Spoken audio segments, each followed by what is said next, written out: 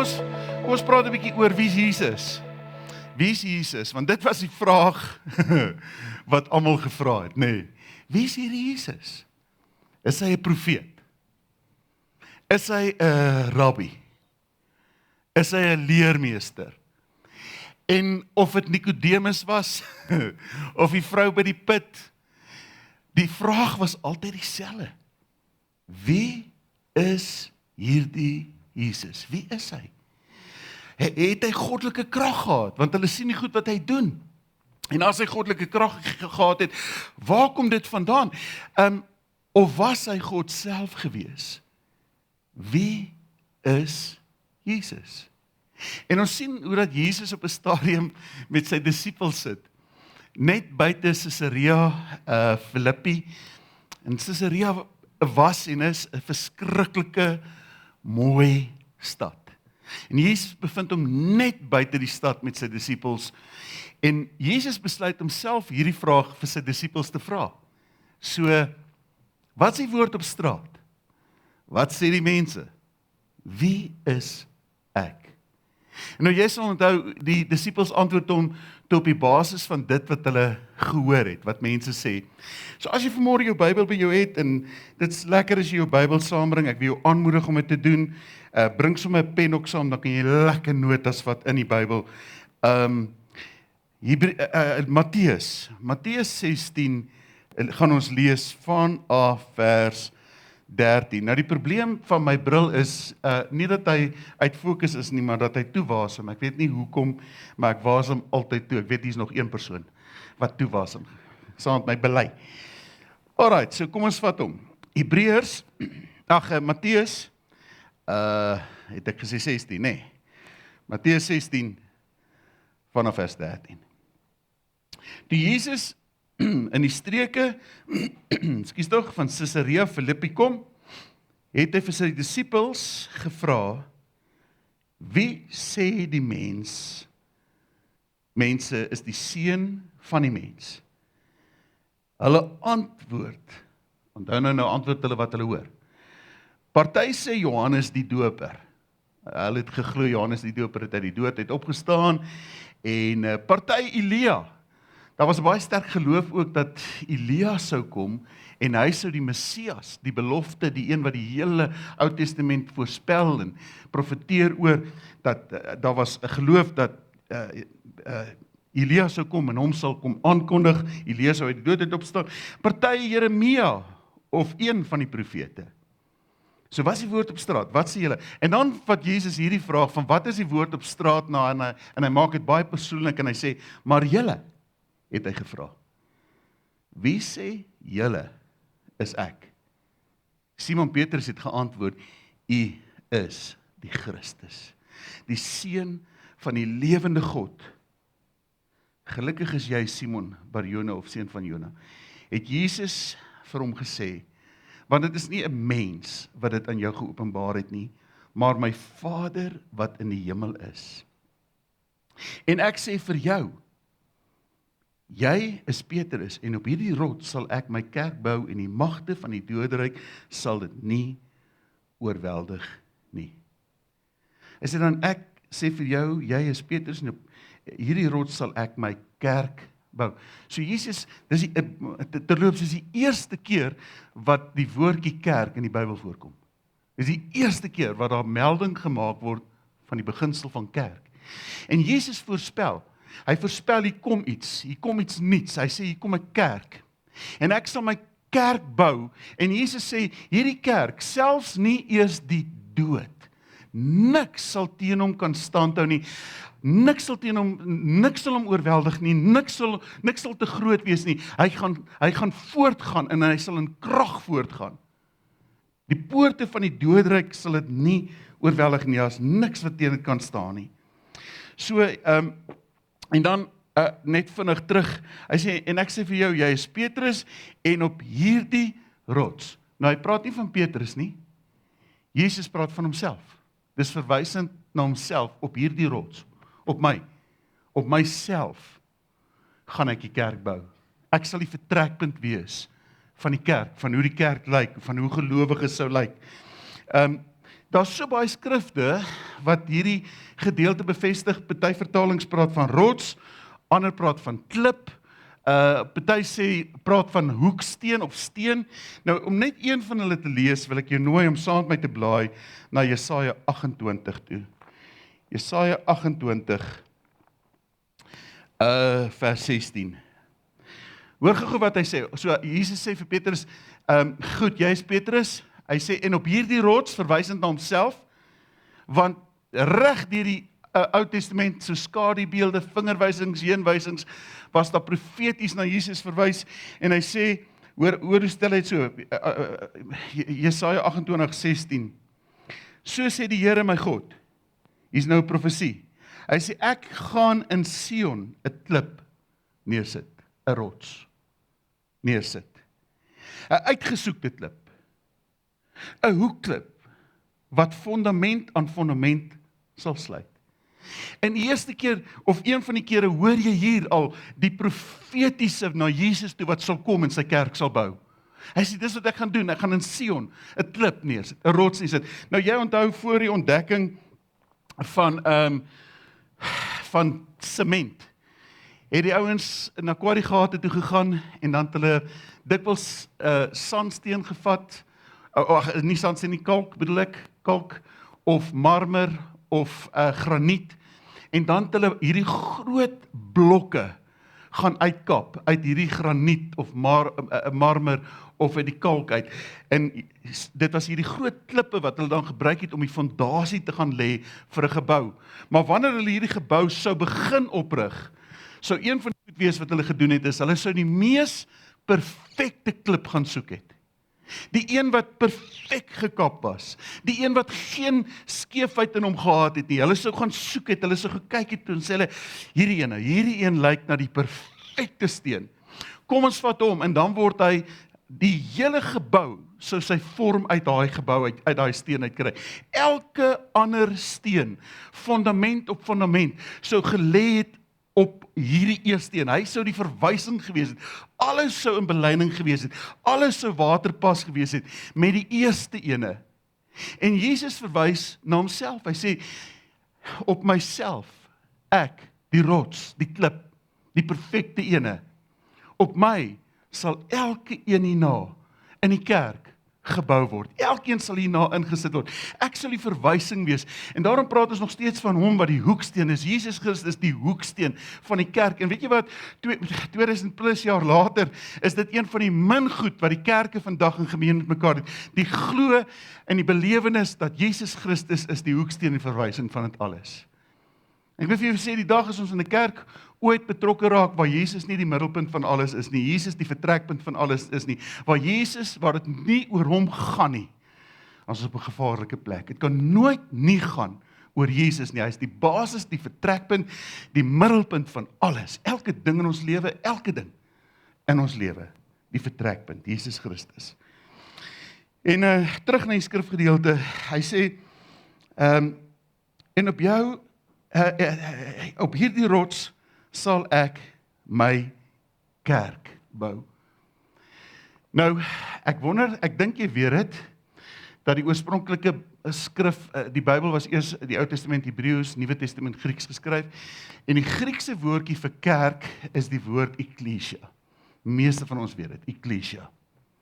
Maar ek wonder of jy dit weet, dat die woordjie ekklesia glad nie 'n godsdienstige betekenis gehad het nie. Ekklesia het glad nie 'n godsdienstige konnotasie eers gehad nie.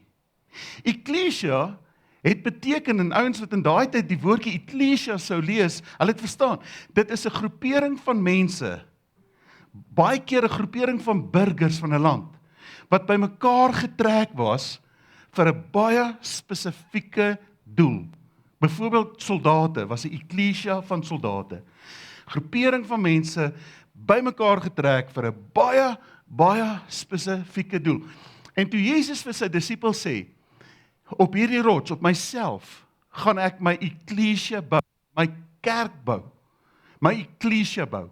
Het hulle presies geweet waarvan hy praat. Hulle het geweet, hy is die verwysing, hy is die beginpunt, hy is die perfekte vertrekpunt. En op Jesus gaan hierdie nuwe beweging, 'n groepering van mense bymekaar geroep vir 'n spesifieke doel. Hulle het presies geweet wat Jesus daarmee bedoel en wat hy na verwys.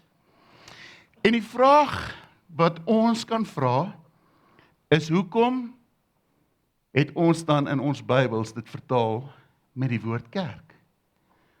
Hoekom nie net die woord beweging nie? 'n groepering van mense saamgeroep vir 'n spesifieke doel, vir 'n spesifieke taak. Hoekom met die woordjie kerk in ons Bybels ingeglip? Wel, om dit te verstaan wil ek jou vat na die geskiedenis toe. En ek wil jou ver terugvat. Dit gaan 'n lang dies vanmôre wees. Nee, ek sal vinnig gaan. Ons gaan hom vinnig maak. 313 na Christus. Konstantin, Romeinse keiser.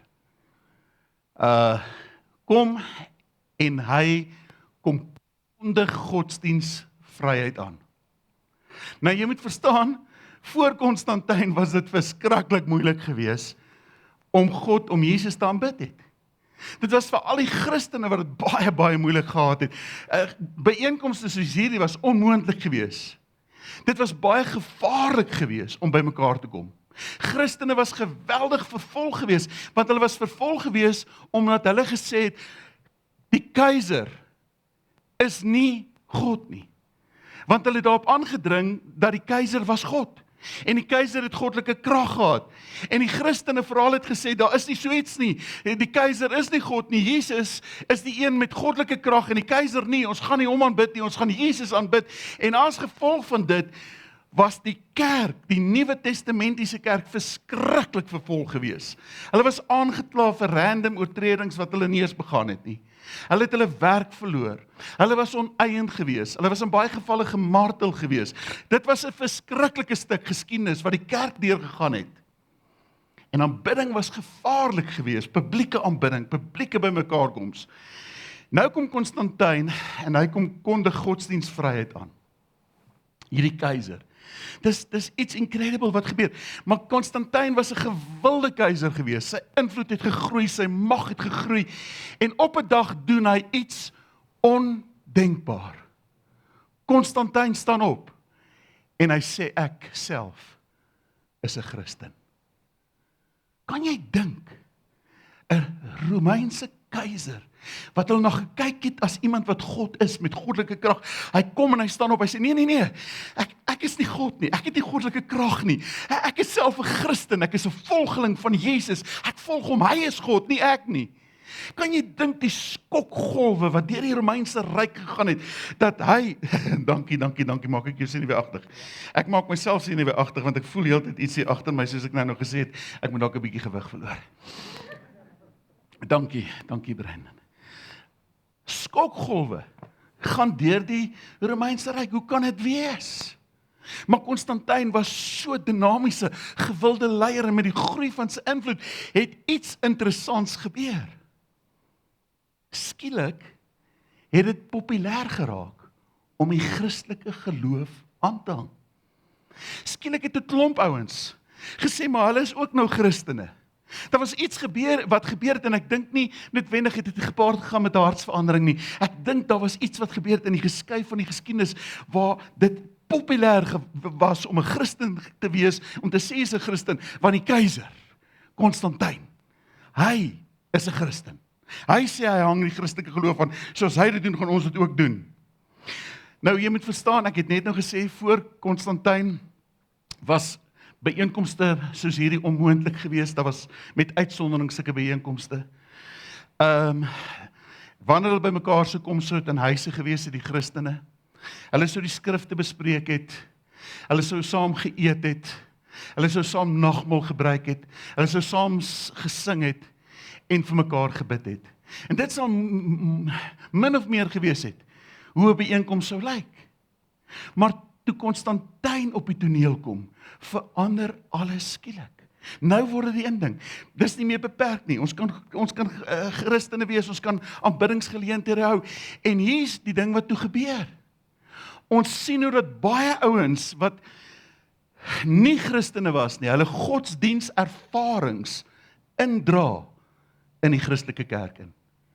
En skielik kry jy goed wat inglip die brand van wierook, protokol, prosessies, hiërargie, kleredrag, 'n offisiële kleredrag wat aangetrek word. Allerhande goed wat begin inglip vanaf ander godsdienstige gebruik. Ek glip nou in die godsdienst gebruik en iets wat baie spesifiek gebeur het is dat Christelike aanbidding het begin hiërargies raak, baie formeel raak. En mense soos ek en jy was geredigeer bloot tot toeskouers gewees. Dit het 'n hele protokol geword. En toe die Christene, of hulle wat die Christelike geloof aanhang, dalk eerder dit so stel, toe het hulle gesê, onthou nou hierdie ouens is ouens van verskriklik groot invloed. Dis ouens met baie diep sakke gewees, met baie invloed. Toe sê hulle, maar ons moet hierdie Christelike belewenis, hierdie ding, ons moet dit vat na 'n next level toe. En wat toe gebeur is, hulle begin om hierdie groot geboue op te rig, kathedrale. En baie van hulle, hierdie gebou het hulle gebou op die graf van 'n Christen martelaar. En dan het hulle hierdie gebou na die Christen martelaar toe vernoem. En waar hulle nie 'n Christen martelaar se graf kon kry nie, het hulle gegaan en het hulle die beendere van 'n Christen martelaar gaan opgrou en het in die voorkant van die hierdie gebou onder die nagmaaltafel het hulle sy beendere begrawe in die gebou na daardie Christen martelaar vernoem. En die kerk, die Romeine, het hierdie geboue basilikas genoem. Ons sien later hoe dat hierdie Christelike geloof sy invloed gehad het tot in Duitsland. En in Duitsland, en as jy iemand wat Duits praat, want ek weet nie of ek dit reg uitspreek nie. Enigiemand? Alright, dan spreek ek dit reg uit. In Duitsland was dit die woord Kirche, wat hulle gebruik het, om basilikas na toe te verwys. Kirche. House of the Lord. En dis waar die woord kerk vandaan kom. Want Jesus het gepraat van 'n beweging, groepering van mense wat bymekaar kom vir 'n baie spesifieke doel, sy eklesia. En skielik het die kerk sinoniem geraak met 'n plek, 'n gebou, en was dit nie langer meer 'n beweging gewees nie. En wat op die hakke van dit gevolg het, was verskriklik hartseer gewees. Want wie ook al beheer gehad het oor die kerkgebou, het beheer gehad oor die kerk. En wie ook al beheer gehad het oor die kerkgebou en die kerk het beheer gehad oor die mense. En wie ook al beheer gehad het oor die mense, want voor dit, wie ook al beheer gehad het oor die kerk en die kerkgebou, het beheer gehad oor die skrif, oor die Bybel. Want jy kon die Bybel op daai stadium net gekry, toegesluit in 'n biblioteek, of vasgemaak met 'n ketting op die kansel. Die Bybel was nie beskikbaar vir alle mense gewees nie. Dit was die kerk het die woord beheer, die kerk het die gebou beheer, dit het formeel hiërargies geraak. En wie ook al die woord beheer het en die mense beheer het, uiteindelik die regering beheer, en die kerk het die rykste instelling in die wêreld geword, magtige kerk. En op die hake van dit, wat 'n beweging moes wees, het 'n politieke, rituele insider fokus geword. En die volgende stuk geskiedenis, in die geskiedenis van die kerk, is 'n geskiedenis wat so donker was.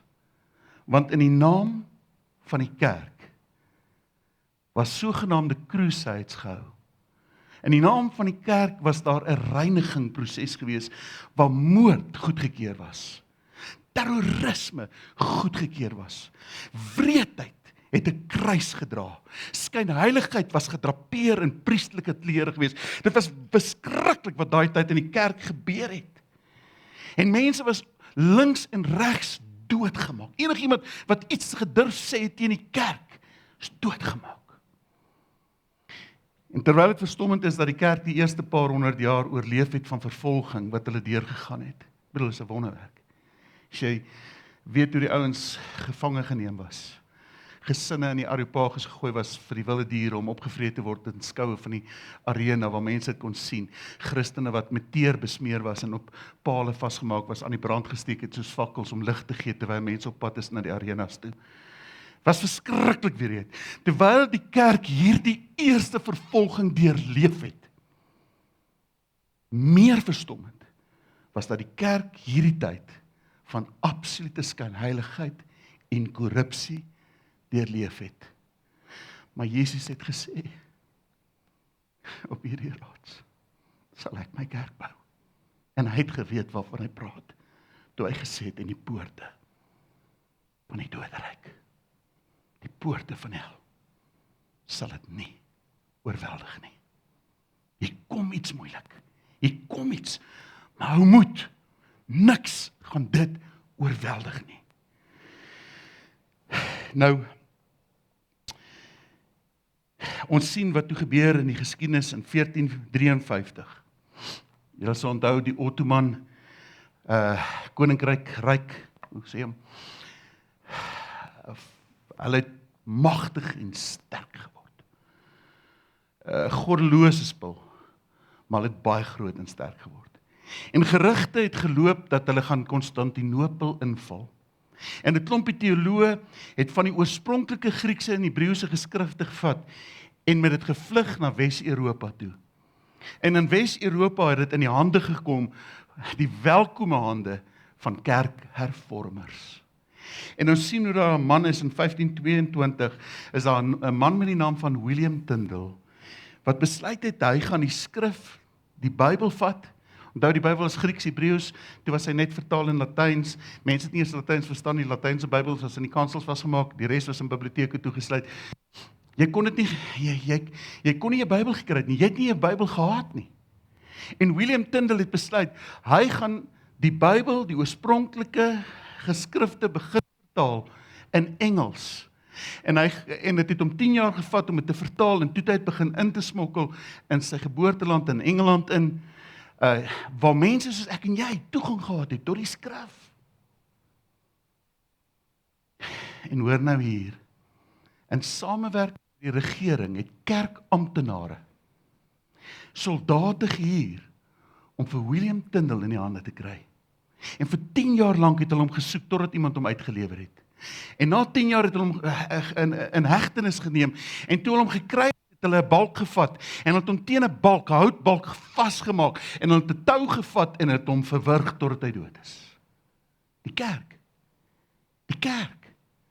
Omdat hy die Bybel vertaal het in 'n taal wat ek en jy kan lees, kan verstaan. En die mens vra dadelik, waarom die haat? Waarom so optree? En die antwoord is eenvoudig. Beheer. Ons beheer mense, ons beheer die inkomste, ons beheer geld.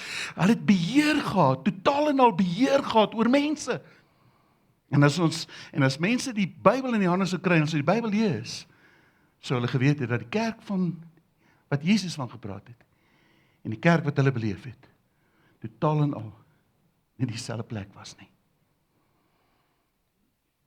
En ek wil jou aanmoedig, hierdie is 'n spesiale Bybel.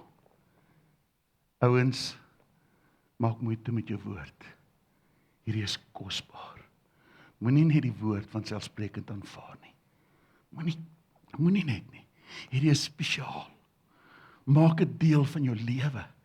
Nie net af en toe 'n skrifgie nie, maak hom deel van jou lewe. Ek sluit af. Habakuk 2 vers 14. Toe Doxdale begin het, 30 jaar terug, het die Here met ons gepraat oor 'n skrifgedeelte wat baie hard en diep in ons harte kom lê het. En die Here het gesê, ons gaan nou begin met Doxdale. Ons gaan nou met hierdie uitdrukking van kerk gaan ons voortgaan. En die Here het met ons gepraat en die Here het gesê, hierdie is vir my belangrik. En ek lees dit vir jou. Hy sê, soos die waters die seebodem bedek, so sal die magtige teenwoordigheid van die Here oral op die aarde geken word. Ek lees vir jou 'n ander vertaling. Waarlik die aarde sal gevul word met kennis van die magtige teenwoordigheid van die Here, net soos die water die seebodem bedek. Toe ek en jy die dag ons knie voor Jesus Christus buig en hom innooi as ons redder, ons verlosser, het iets incredible gebeur. Hy het kom woning maak in ons. Ons het sy adres geword. En ons het begin om sy heerlikheid in ons lewe te dra. Jy is 'n draer van die heerlikheid van die Here. En nou is daar in die Ou Testament al 'n skrifgedeelte wat profeteer en sê, daar gaan 'n dag kom, wat die heerlikheid van die Here, soos die water die seebodem bedek, sal die heerlikheid van die Here die hele aarde vul. Mense sal tot geloof kom in Jesus Christus, en hulle sal draers wees van die heerlikheid van God. En ons het duidelik gehoor hoe die Here met ons praat en sê, maak seker, julle word nie 'n gebou nie. Maak seker, julle bied nie programme aan nie. Dis goed om 'n program te hê. Maar ek wil vandag vir jou sê, as ons dink 'n program, dis waaroor dit gaan, wonderlik, ons is so bly, hierdie program het goed geloop, hierdie event het goed geloop, hierdie het goed geloop. Ouens, dit is net 'n tree om ons te posisioneer na baie meer toe. Ons is geroep om ons stad te impakteer. Jou spasie waar jy werk, jou huis, jou gesin, jou familie, soos die water die seebodem bedek. Jy dra God se heerlikheid in jou. Ons is nie die program nie, jy is die program. Jy's 'n city changer, jy's die een wat God se heerlikheid uitdra. Ons is hier besig om jou toe te rus. Ons is besig om jou toe te rus vir bediening. En ek wil net vir jou sê, bediening gebeur nie net per se hier nie. 'n Klein bietjie bediening gebeur hier op 'n Sondag. 'n Klein bietjie bediening gebeur in jou life groep. Bediening gebeur Maandag tot Vrydag tot Saterdag tot Sondag by jou huis, by jou werk, daar waar jy beweeg. Dis waar bediening op sy sterkste moet gebeur. Soos die water die seebodem bedek. En ons weet die Here het ons geroep vir stede, en ons het ons visie gaan noem God's Transforming Presence in Global Cities. Ons het 'n missie wat ons uitroep en sê, 'n slogan wat ons roep en sê, Family on a Mission. Dis wie ons is. Ons is family on a mission. So ek wil vir julle die vraag vra vandag. Beweeg ons of kom ons by mekaar? Wat as ons net by mekaar kom, mis ons iets groots. En jy is Petrus. En jy is Dion, Martie, Willem, Sari. En op hierdie rots, op myself, gaan ek jou bou. En die poorte van die magte van die bose sal dit nie oorweldig nie. Ek dink nie die disippels het geweet hoe betekenisvol dit was. Daai gesprek by Caesarea Philippi. Toe Jesus vir hulle die vraag gevra het, en julle, wie sê julle is ek? En ek wonder of jy weet hoe betekenisvol vanmôre dalk kan wees in jou lewe, wanneer jy gekonfronteer word met die vraag, en jy, wie sê jy is ek? Want op hierdie rots sal ek my kerk, my eklesia, 'n groepering van mense, saamgeroep vir 'n spesifieke doel. Ek sê op my bou, die poorte van die bose, sal dit nie oorweldig nie. Jesus, baie dankie. U is die middelpunt van dit alles. Niks is belangriker as U nie. Nie ons mooiste program, nie ons grootste bywoning, nie ons beste statistiek, nie ons beste inkomste nie. Niks kan vergelyk met U nie. Ons verklaar U is die middelpunt van dit alles. U is ons anker, U is ons hoop. Sal U U kerk bou en sal U verheerlik word in Jesus naam.